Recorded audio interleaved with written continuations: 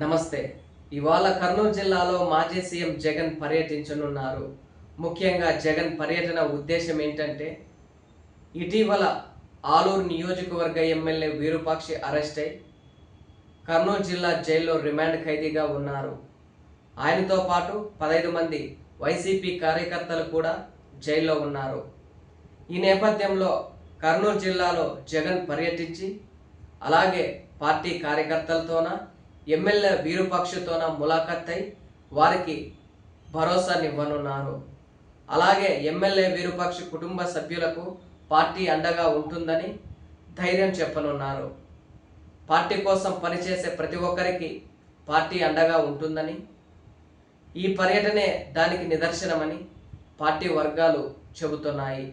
ముఖ్యంగా ఇటీవల నెలకొన్న తాజా రాజకీయ పరిణామాలు, అలాగే కూటమి ప్రభుత్వం అనుసరిస్తున్నటువంటి విధానాలు, కర్నూలు జిల్లాలో నెలకొన్నటువంటి రాజకీయాలపైన ప్రెస్ మీట్ పెట్టే అవకాశం ఉందని వైసీపీ పార్టీ వర్గాలు చెబుతూ ఉన్నాయి.